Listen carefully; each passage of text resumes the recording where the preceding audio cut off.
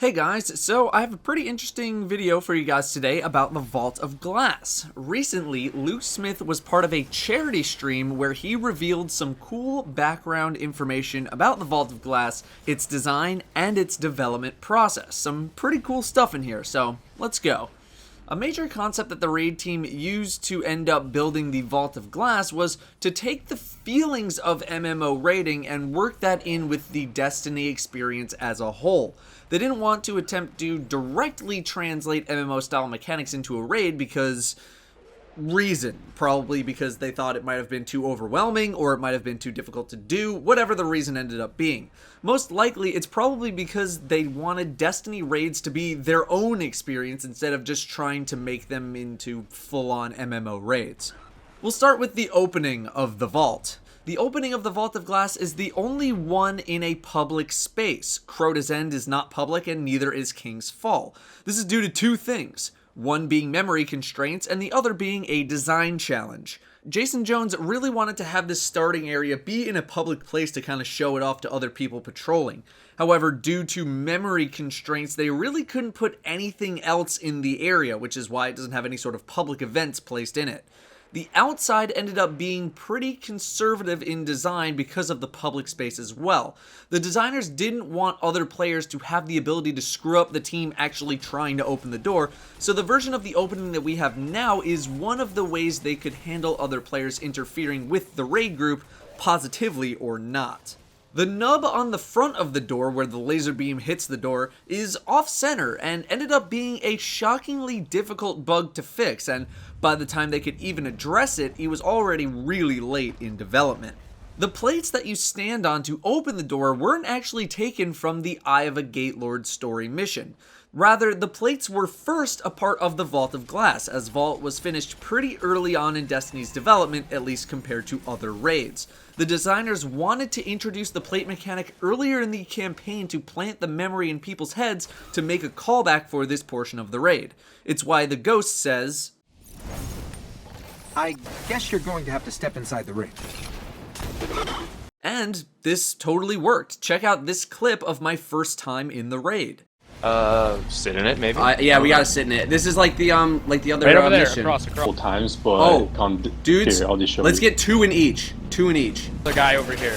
Dude, you got this is just like Somebody. the story mission. Yeah, I'm coming. Wait, Remember, you had to it's stand going. in it, Eye of the Gatelord? Eye of the Gatelord? I'm coming.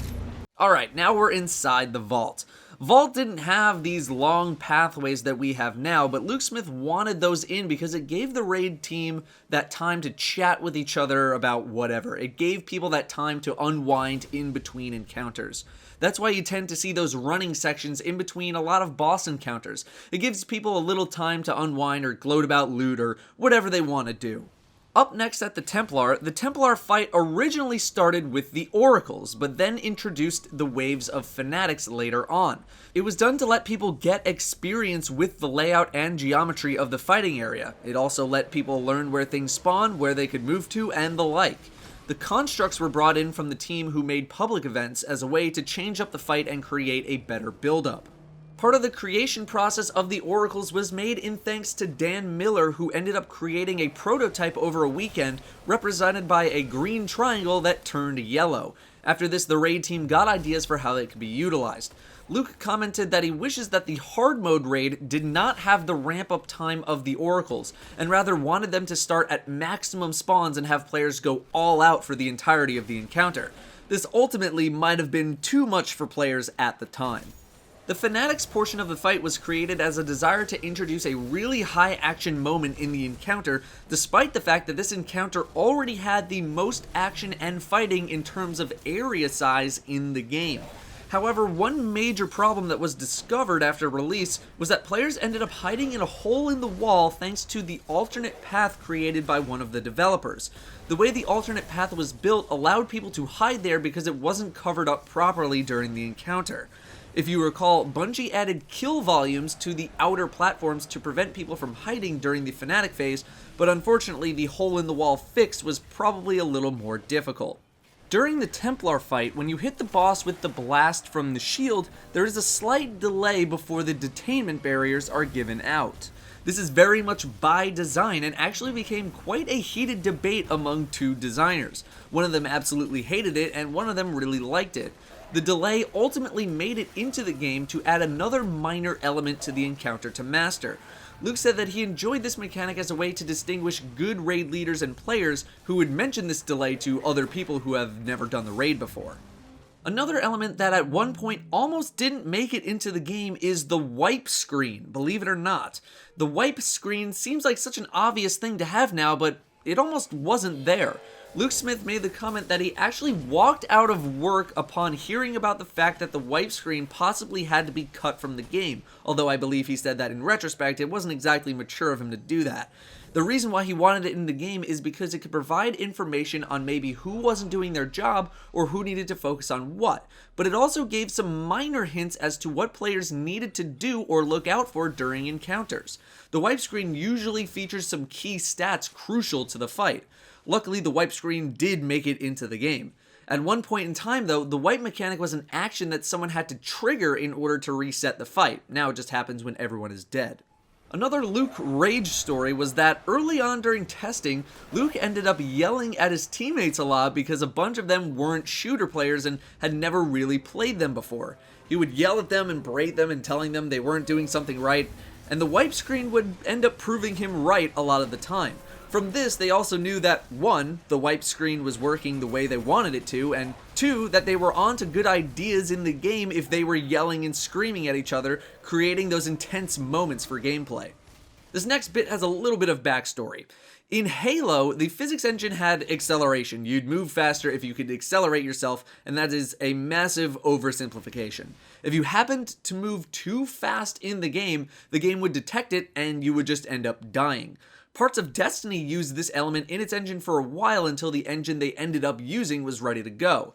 This is related to the Vault of Glass drop after the Templar, where the team wanted to have this moment of teams going, well, what do we do now? Until someone just ended up jumping off of the cliff to see what happened. You obviously died upon hitting the bottom, but much like in Halo, you could use your movement ability to prevent death. One of the designer's first days at Bungie had the idea of the Gorgon maze pitched to him, the very difficult to kill death gaze robots. He said back, quote, "That's stupid and people are gonna hate it." But lo and behold, it made it into the game. The team wanted to go from a super intense action encounter where you just kill everything in your sight to a sequence where if you do any combat at all, you would probably just end up dying. Gorgons can end up hearing your movement modes, so single jumping was really the only thing that you could do to get a height advantage without having being heard. Here's one of my favorite behind the scenes things from this. So most people know Luke as being the guy who, quote, designed Fatebringer. In reality, what Luke ended up doing was designing the talent trees for the weapons, and we all know what happened with that. They were among the best weapons probably ever made for Destiny. Too good, as a matter of fact. Luke ended up coming up with a lot of the names and descriptions for the weapons and armor as well. Now, Praedyth was not always called Praedyth. Originally, Praedyth was called Kipley, as shown on the screen, named after one of Luke's friends who he played Halo with. Luke's friend always used the battle rifle, aka the pulse rifle, and the sniper rifle, so that's why the Praedyth name is on the pulse and the sniper. It was a little tribute to his friend from the Halo days. The jumping puzzle was inspired by Megaman. I'm sure those who played Megaman 2 remember the disappearing blocks during Heatman's stage. This is where the jumping puzzle was in part inspired from. You also probably remember the little crack in the pathway up to Atheon's room that, if you walked over it, you would slip off and die. This was actually a bug. I think the bug might be referring to the fact that you could actually slip on this crack in the geometry and fall off. That perhaps wasn't originally intended. However, they chose to keep this little notch because they found it hilarious whenever people would run over it and die. This probably also inspired the Taken Phalanx that shoves you off of the cliff in Cade's stash, the second mission of the Taken King. Finally, in Atheon's room, the plates originally required people to stand in them at all times, otherwise they would turn off. However, they ultimately decided to turn the plates into on and off switches to give people more freedom of movement, since just standing in one spot wasn't exactly that thrilling. So guys, that is your little behind the scenes look at the Vault of Glass. Thank you very much to Luke Smith for doing what he did. He raised a good amount of money for charity doing it as well. He also went into some minor things involving Crota's End and King's Fall. Maybe I'll make that into another video, but the main focus here was on the Vault of Glass, and I hope you all enjoyed. Thank you all very much for watching, and I'll see you next time. And Stefan, is it Stefan or Steven? I'm sorry if I say it wrong. With $300 says, oh, do tell. Oh, do tell, Luke Smith, about the things that have happened. Talk a little bit about this That's particular Datto. bonfire. Datto's your name? How did I say it? Did I say it wrong? I said it wrong. Stefan, Is it I think. Stefan? I don't know. I just call him Datto. Datto's awesome. Datto's awesome. So, do tell. Do Douche. What tell. a douche. Dude. Well, okay.